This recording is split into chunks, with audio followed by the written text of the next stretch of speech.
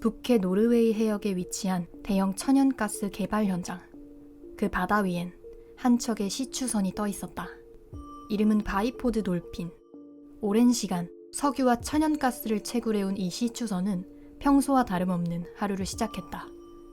그러나 그날 새벽, 인류 잠수 역사상 가장 충격적인 사고가 이 안에서 벌어진다. 이 비극의 중심에는 총 6명이 있었다.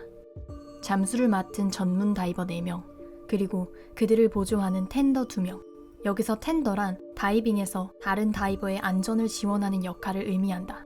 바이포드 돌핀은 규모가 아주 큰 만큼 해당 시추선의 유지 보수를 위해 많은 인원의 다이버들을 고용했는데, 다이버들은 바닷속 약 80m, 압력으로 환산하면 약 9기압의 환경에서 작업을 수행해야만 했다.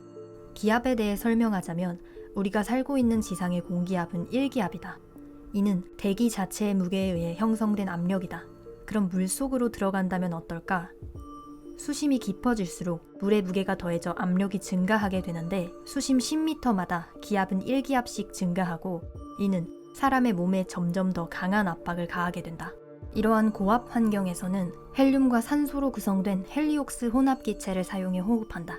일반 공기 중에 포함된 질소는 고압에서 마취 작용이나 감압병을 유발할 수 있고, 산소 또한 일정 압력을 넘기면 독성을 띠기 때문에 두 기체의 농도를 조절해 사용하는 것이다. 이때 질소 대신 비활성 기체인 헬륨을 사용하면 인체에 덜 해롭고 빠르게 배출되기 때문에 보다 안전하다. 여기서 한 가지 중요한 점이 있는데, 기체는 압력이 높을수록 액체에 더 잘 녹아드는 성질이 있다. 즉, 잠수부가 고압 상태에 오래 노출되면 헬륨이나 질소 같은 기체가 혈액과 체내 조직에 더 많이 녹아든다는 말이다. 만약 압력을 너무 빠르게 낮추면 혈액 속에 녹아있던 기체들이 갑자기 거품처럼 기체 상태로 변하며 혈관에 퍼지기 시작한다. 이것을 바로 감압병이라 부르는데, 기포는 관절이나 신경, 심장, 폐 등에 악영향을 주며 심하면 마비 혹은 의식 상실과 심정지로 이어질 수 있다. 때문에 다이버들은 작업을 마친 후에도 고압 상태의 챔버 안에서 며칠 또는 몇 주간 서서히 압력을 낮추는 행위를 한다. 이 과정을 감압 과정이라고 한다. 물론 챔버를 사용하지 않고 물속에서 머무르는 방식으로 수중 감압을 진행할 수도 있다. 하지만 수중 감압은 현실적으로 매우 어려운 일이다. 물속에서 감압하는 동안에도 기체가 계속 필요하므로 산소통이나 헬리옥스 탱크를 대량으로 수중에 가져가야 하고, 게다가 물속은 어두운 데다 조류와 온도 변화가 심하고 위험 상황에 대한 대처가 어렵다. 때문에 수중 감압은 장시간 유지도 힘들 뿐더러 여러 변수가 존재한다. 그래서 이때 필요한 것이 바로 다이빙벨이다. 다이빙벨은 일종의 고압 수송 캡슐이다. 잠수부가 해저에서 임무를 마친 뒤 다이빙벨에 탑승하면 해저와 동일한 고압 상태가 유지된 채로 수면 위로 올라올 수 있다. 이 벨은 고압 상태를 그대로 유지하며 시추선 내부의 고압 챔버와 연결된다. 벨에서 챔버로 문 하나만 통과하면 작업자들은 여전히 안전한 고압 환경 속에 있게 되는 것이다. 이후 감압은 챔버 안의 안정된 환경 속에서 의료진과 함께 천천히 진행할 수 있다. 수중에서 일어날 수 있는 위험 요소들을 배제하고 가장 효율적이고 안전한 방식으로 감압을 진행할 수 있는 시스템이 바로 다이빙 벨과 챔버 시스템이다. 하지만 이 편리한 시스템은 절차가 하나라도 틀리면 재앙이 될 수 있다. 그리고 1983년의 사고는 그 하나의 실수가 어떤 비극을 불러올 수 있는지를 정확히 보여준다. 당시 다이버들은 18시간이라는 과중한 업무를 지속하며 고작 3시간의 수면으로 정신적 그리고 육체적 스트레스가 쌓인 상태였다. 그날 투입된 다이버는 트롤스, 비에른, 로이, 에드윈. 이들을 지원하는 텐더 다이버는 윌리엄과 마틴이었다. 에드윈과 로이는 그날 새벽 4시경 다이빙벨을 타고 바다 밑으로 내려가 작업을 마친 상태였다. 이후 다이빙벨을 통해 다시 시추선으로 올라온 두 사람은 1번 챔버로 옮겨졌고, 트룰스와 비에르는 2번 챔버에서 대기 중이었다. 이 시스템은 정교하게 구성되어 있다. 시추선 위에는 총 2개의 주요 챔버와 연결용 트렁크, 비상 상황을 위한 탈출 캡슐, 그리고 다이빙벨이 있었다. 다이버들은 다이빙벨을 타고 상승한 뒤 연결 통로를 통해 챔버 안으로 들어온다. 이때 중요한 건 각 구역의 압력을 정확히 맞추며 단계적으로 문을 닫고 개방하는 절차이다. 이 방식은 다음과 같은 순서로 진행된다. 먼저 바깥에서 대기 중인 텐더 다이버가 다이빙 벨의 문을 닫은 뒤 벨의 압력을 약간 높여 밀폐 상태를 유지한다. 다음은 챔버 안에 있는 다이버가 통로와 연결된 챔버의 문을 닫는다. 그리고 통로와 다이빙 벨의 압력을 서서히 낮춰 1기압까지 떨어뜨린다.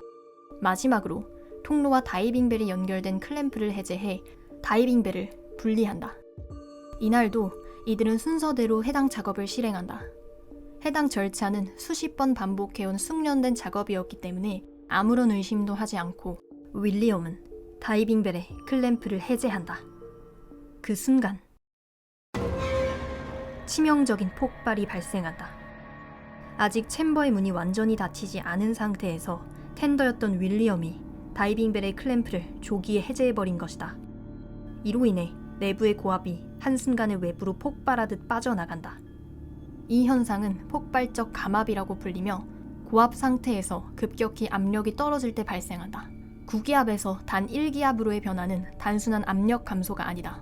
그 강도는 사람의 몸을 찢고 장비마저 날려버릴 만큼 강력하다. 순식간에 다이빙 벨이 덮개처럼 날아가면서 통로 옆에 있던 윌리엄과 마틴은 벨에 부딪혀 큰 부상을 입는다. 윌리엄은 결국 그 자리에서 즉사하였고 마틴은 척추 손상과 폐 손상을 입는다. 하지만 진짜 비극은 챔버 안에 있던 4명의 다이버들에게 일어났다. 앞서 설명했던 급격한 감압으로 인한 끔찍한 일이 벌어진 것이다.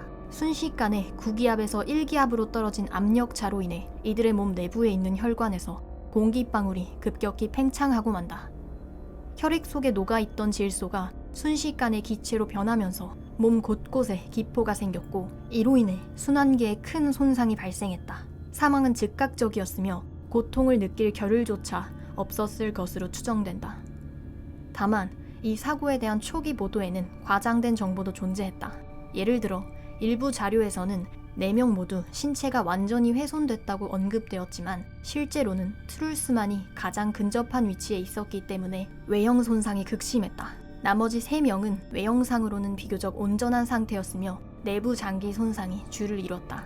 이는 사후 보고서를 통해 공식 확인된 사실이다. 트룰스는 당시 챔버 문 근처에 있었고 압력차로 인해 신체가 좁은 문틈 사이로 밀려나며 심각한 훼손을 입었다.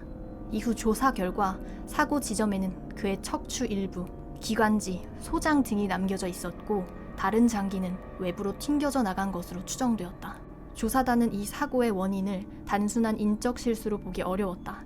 당시 사용된 시스템은 1970년대 제작된 구형 장비였으며 현대적 잠수 시스템에서 필수로 적용되는 인터록이라는 안전장치가 없었다. 이 장치는 압력이 정상 상태가 되지 않으면 도어를 열 수 없게 만드는 안전장치이다. 즉, 최소한의 안전장치가 마련되어 있었더라면 클램프가 열리지 않았을 것이다. 결국 바이포드 돌핀 사고 이후 노르웨이 정부는 다이빙벨 장비에 대한 규정을 강화하게 되고 사고 발생 26년이 지난 2009년이 되어서야 유가족에게 보상과 함께 과실을 인정하게 된다. 이 사고는 단순한 실수가 아니라 과중한 업무와 노후 장비, 그리고 안전장치의 부재가 만들어낸 사고였다. 반복되는 작업이 잠시의 방심을 낳았고 그 대가는 너무나도 참혹했다. 생명을 다루는 현장이라면 어떤 순간에도 안전은 타협되어선 안 된다. 작은 절차 하나가 사람의 삶 전체를 뒤바꿀 수 있기 때문이다.